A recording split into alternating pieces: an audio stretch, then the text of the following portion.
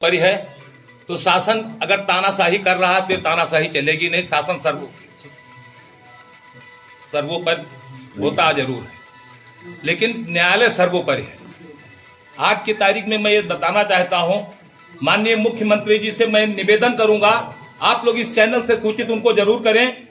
अब आज माननीय मुख्यमंत्री जी सत्ता में आसीन हैं और इसके बाद जब सत्ता में नहीं थे, जब वो सांसद हुआ करते थे, तो मैं आपको बताऊं जब सपा की सरकार थी इनको जेल भी भेजा गया था।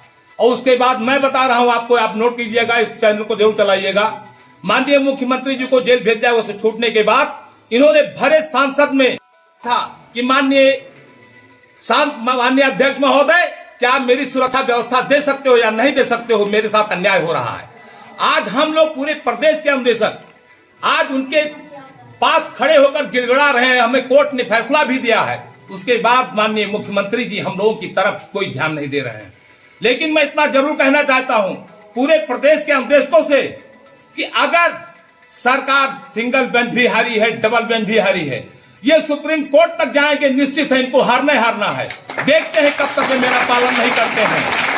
और मैं एक बात और लास्ट दिन बताना चाहता हूं, आंदोलन से लेकर सड़क से सदन तक लड़ूंगा।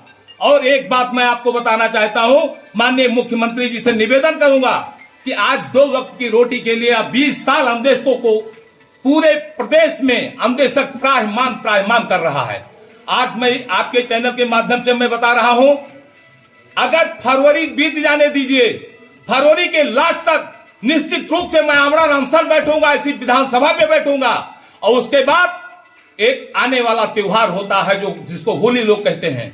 मैं आज आपको इस चैनल के माध्यम से बताना चाहता हूं कि प्रदेश के अन्वेषकों से आह्वान करूंगा कि निश्चित रूप से होली के दिन हम यहां आप समर्पण कर नहीं सकते हैं, हम आत्मदाह कर नहीं सकते हैं, लेकिन पूरे प्रदेश के अन्वेषकों से यह निवेदन करूंगा कि आप गीता की कसम या कुरान की कसम, पूरे प्रदेश के अन्वेषक होली के दिन आप लोग आत्मदाह कर लीजिएगा। निश्चित है ये प्रदेश की धरती, उत्तर प्रदेश की करा उठेगी। निश्चित है आदित्य योगी नाथ जी इसका जवाब नहीं दे पाएंगे। प्रदेश की धरती करा उठेगी और इसका जवाब माननीय मुख्यमंत्री जी के पास नहीं होगा, यह अंतरराष्ट्रीय पटल पर जाएगा। बस इसी बात के लिए मैं अपनी बिंदुओं को समाप्त करता हूं। धन्यवाद। 21/4/2022 को माननीय उच्च न्यायालय इलाहाबाद ने हमको फैसला दिया कि इनको योग्यता और क्षमता के आधार पर किसी भी डिपार्टमेंट में इनका समायोजन कर दिया जाए। 6 माह के अंदर उसमें समय सीमा थी। 6 माह बीत गया, सरकार ने समायोजन नहीं किया, बल्कि डबल बेंच में उसने हम लोगों के खिलाफ अपील किया, लखनऊ खंडपीठ और इलाहाबाद खंडपीठ में। लखनऊ खंडपीठ से सरकार 2 रीटों में हार चुकी है। अभी इलाहाबाद की बारी है, इलाहाबाद भी सरकार हारेगी।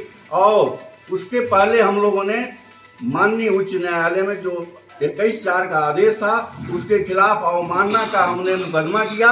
और अवमानना पे कोर्ट ने 1 महीने का समय दिया है कि 1 महीने के अंदर कोर्ट के आदेशों का पालन करके कोर्ट को सूचित करें। अगर मान लीजिए 1 महीने का भी समय बीता नहीं है और इनको करना ही करना है, माननीय न्यायालय सचिवालय से ऊपर होता है।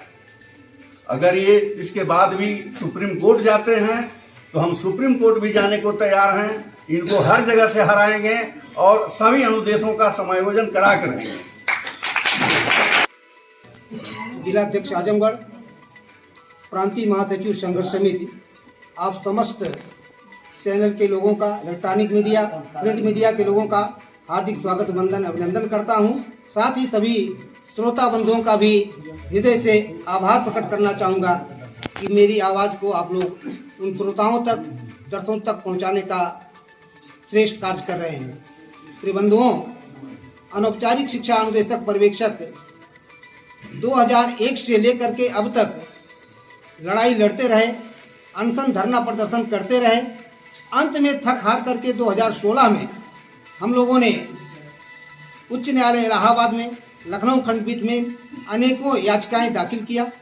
इससे पहले बिहार में हमारी ही तरह से अनुदेशक पर्यवेक्षक जब बिहार में पटना हाई कोर्ट से मुकदमा जीत चुके थे, अनुदेशकों पर्यवेक्षकों के समायोजन का आदेश दिया गया था, तो बिहार सरकार भी सुप्रीम कोर्ट चली गई थी, जहां पर सुप्रीम कोर्ट ने भी पटना हाई कोर्ट के फैसले को बहाल करते हुए नियुक्ति का आदेश जब दिया, तो अंत में बिहार में भी अनुदेशकों पर्यवेक्षकों को उनकी योग्यता क्षमता के अनुसार चतुर्थ श्रेणी में नियमित कर्मचारी के रूप में पदस्थापित किया गया, समायोजित कर दिया गया।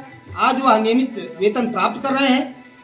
सुप्रीम कोर्ट के आदेश के आधार पर हम लोगों ने 2016 में जो याचिकाएं दाखिल किया था, 21 अप्रैल 2022 को प्रथम फैसला आया बालेंद्र प्रसाद राय कुशीनगर के फाइल में, और उसके बाद फैसलों का क्रम जारी हो गया। लखनऊ से लेकर के इलाहाबाद तक दर्जनों याचिकाएं निस्तारित हो चुकी हैं।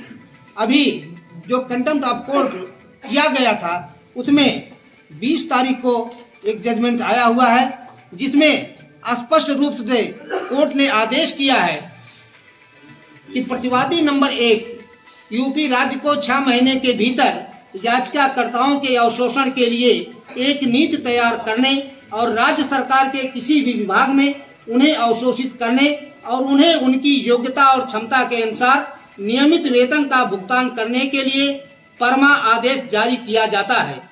उनकी लंबी सेवा और 20 वर्षों से अधिक की अवधि को ध्यान में रखते हुए इस न्यायालय के समक्ष मुकदमेबाजी का पीछा करने में समय खो दिया है। आवेदक के विद्वान वकील ने कहा कि उपरोक्त आदेश की एक प्रमाणित प्रति 2/5/2022 को पंजीकृत डाक के माध्यम से विरोधी पक्ष के समक्ष अनुपालन के लिए प्रस्तुत की गई थी, लेकिन विरोधी पक्ष ने जानबूझकर आदेश का पालन नहीं किया है और इस प्रकार अदालत की अवमानना अधिनियम 1971 की धारा 12 के तहत सजा के लिए नागरिक अवमानना की है।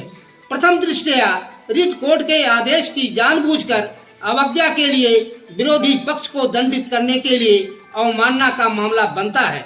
हालांकि मामले के तथ्यों और परिस्थितियों पर विचार करते हुए विरोधी पक्ष को इस आदेश की एक प्रति प्रस्तुत करने की तारीख से 1 महीने के भीतर रिट कोर्ट के उपरोक्त आदेश का अक्षरशः अनुपालन करने का एक और अवसर दिया जाता है। इस प्रकार का कंटेम्प्ट ऑफ कोर्ट में माननीय उच्च न्यायालय ने आदेश किया है। सरकार को फटकार लगाई है।